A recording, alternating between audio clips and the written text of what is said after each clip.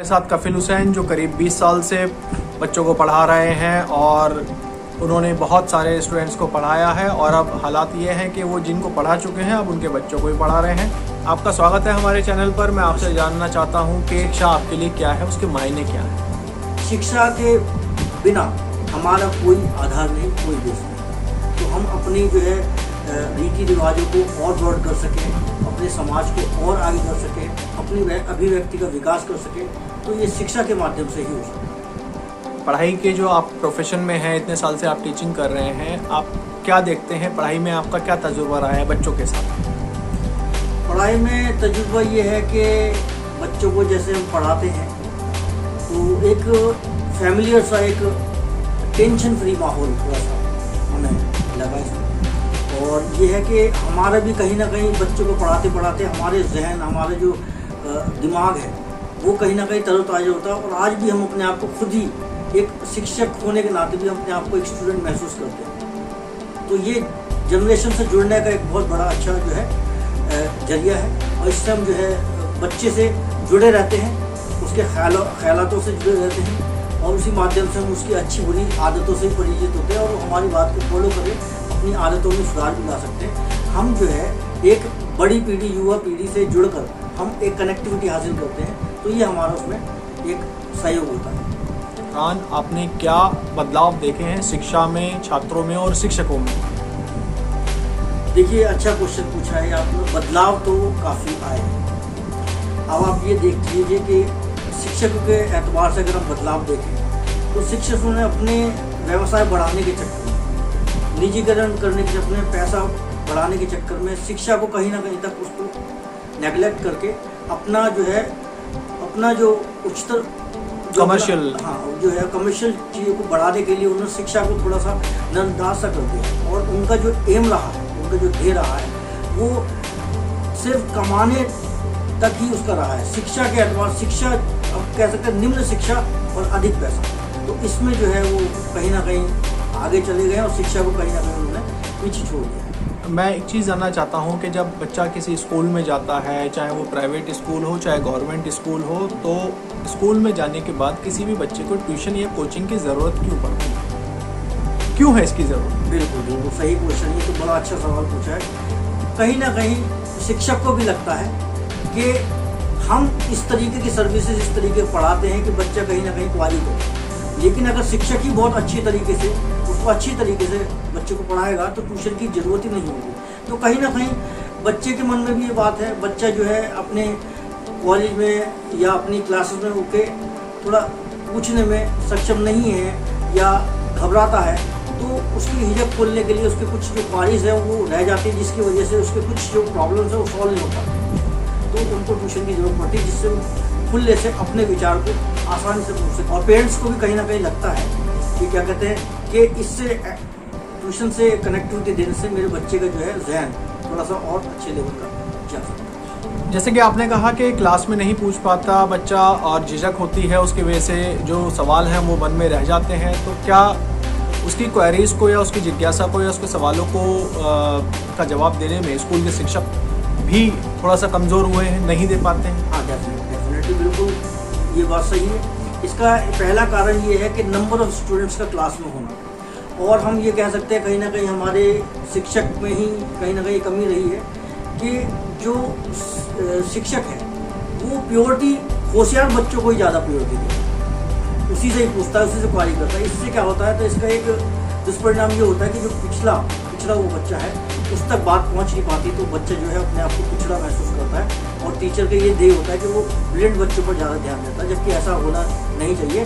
सभी बच्चों को समान करना चाहिए। तो आप इतने सालों से पढ़ा रहे हैं, तो आप अपने जो सरकार की जिम्मेदारी है सबको शिक्षित करना, सबको स्कूलिंग कराना, तो आप उसमें क्या कमी देखते हैं? स्कूलों में क्या कमी है और शिक्षकों में क्या कमी है, इसके बारे में थोड़ा सा बताएं। देखिए, स्कूलों में सरकार की भी थोड़ी कमियां रही हैं, लेकिन ज़्यादातर मैं मानता हूँ शिक्षकों की ज़्यादा कमियां रही हैं।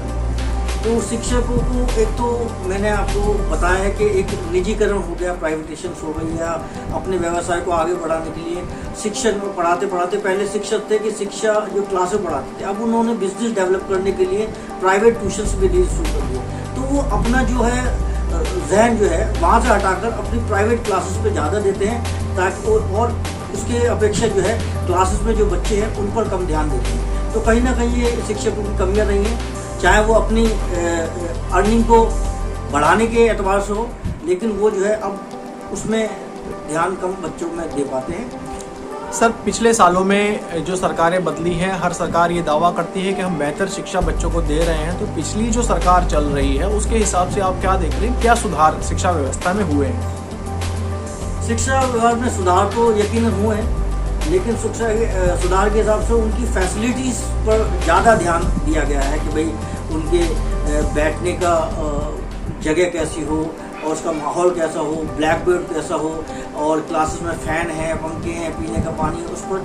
जबकि एजुकेशन पे मैं समझता हूँ कि थोड़ा सा और ध्यान होना चाहिए, जैसे कि गेस्ट टीचर्स हैं, ठीक है, उनकी जगह पक्की करी जाए, और जो है गवर्नमेंट जो टीचर हैं उनको एक्सपीरियंस वाले टीचर्स को लगाया जाए, ताकि जो है बच्चों को सही तरीके से पढ़ाई जाए। और नए नए टीचरों की जो भर्ती है वो ठीक है, नए भी करेंगे, लेकिन उनको थोड़ा एक्सपीरियंस लेकर उनको रखा जाए और बच्चों को एक्सपीरियंस टीचर्स ही दिए जाए, ताकि वो बच्चों को खुलकर जो है अपना उनका मार्गदर्शन कर सकें। तो मैं समझता हूँ कि सरकार को ऐसा करना और भी चाहिए, हालांकि कर रही है सरकार, लेकिन धीरे धीरे ये जो है ग्रेजुअली इसको आगे और इसको अग्रसर करना चाहिए। आप इतने सालों से पढ़ा रहे हैं, तो आप बच्चों जो आपके पास पढ़ने आते हैं, आप उन बच्चों में क्या कमियां देखते हैं, किस तरह आप उनकी कमियों को दूर करते हैं?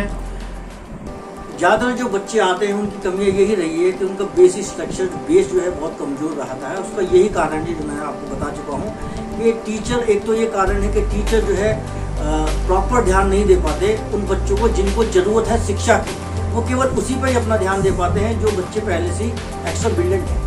एक तो ये कारण होता है। दूसरा कि बच्चों की कुछ कमियां भी रही हैं कि बच्चे जो है खुलकर जो है अपने टीचर से इंटरेक्ट नहीं हो पाते, खुल के पूछ नहीं सकते, इसलिए कहीं ना कहीं बच्चे सरमा हुजूरी में, या कह सकते हैं कॉम्प्लेक्स फीलिंग की वजह से वो चुप हो जाते हैं, वो पूछ नहीं सकते, इसलिए और उसने पूछने की उनकी क्षमता जो है कम रहती है, इसी वजह से पूछ नहीं पाते और वो जो है डाउन से डाउन और होते चले जाते हैं। इस पर हमारी जो मेहनत होती है वो ये होती है कि हम बच्चे से जो है फ्रेंडली नेचर करें और बच्चों को फ्रेंड बनाकर उसके फ्रेंड बन जाए, और उसको भी उस लेवल का कर लें कि एज ए फ्रेंड वो हमसे बात करें और अपनी कमियों को बताएं, और हम उसकी कमियों को दूर कर सकते हैं। ये तभी पॉसिबल हो सकता है जब हम अपने एक स्टूडेंट और एक टीचर की जो connectivity as a friend treatment करें, तभी ये संभव हो सकता है। सर, आप कितने सालों से पढ़ा रहे हैं? मुझे तकरीबन जो है 18-20 साल से मैं पढ़ा रहा हूँ, इसी क्षेत्र में हूँ, और मैंने अनेकों बदलाव देखे हैं।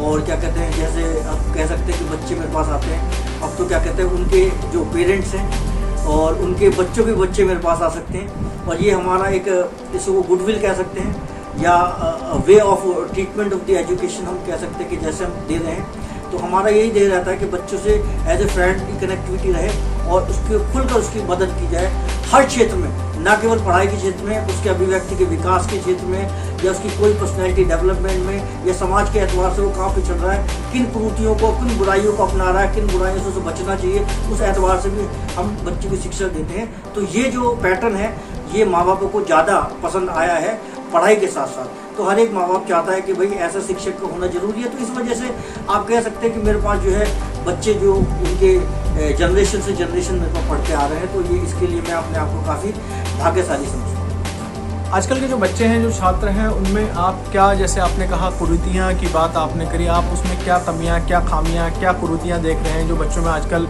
पनप रही हैं? और कहते हैं ना कि भाई एक खरबूजे को देख कर खरबूजा रंग बदल रहा है, तो अब ये अच्छाइयाँ इतनी जल्दी से बच्चा अडॉप्ट नहीं करता जितनी बुराइयों की तरफ चला जाता है। और बुराइयाँ आप देख सकते हैं कि तरह तरह के एक नशे के एतबार से भी आप बुराई ले लें, या फिर क्या कहते हैं और मॉडर्नाइजेशन हो रहा है, पब खुल रहे हैं, हुक्का पार्टी हो रही है, तो बच्चे का जो जहन है पढ़ाई के साथ साथ जो है उसकी ये मॉडल जिनकी लाइफस्टाइल को ऊपर करने के चक्कर में इस तरफ भी जा रहा है। तो कुरीतियाँ हम कह सकते हैं कि भाई नशा में अगर पड़ जाए और पब में डिस्को वगैरह में जाए, तो कहीं ना कहीं उसका जो है जो पढ़ाई से जो है ध्यान भटक के अपनी एक पर्सनैलिटी को ऊपर करने में, यानी उच्च स्तर पूरा करने, हालांकि वो बुराई है, तो उस बुराई में जो है आसानी से उससे पड़ जाता है। जो तनाव होता है परीक्षा का, उसके बाद बहुत सारे बच्चे एक बहुत अतिवादी कदम उठा लेते हैं कभी अपने आप को चोटिल कर लेते हैं, तो बहुत हद तक कई बार आत्महत्या तक की बात सोच लेते हैं। तो ऐसे हालात में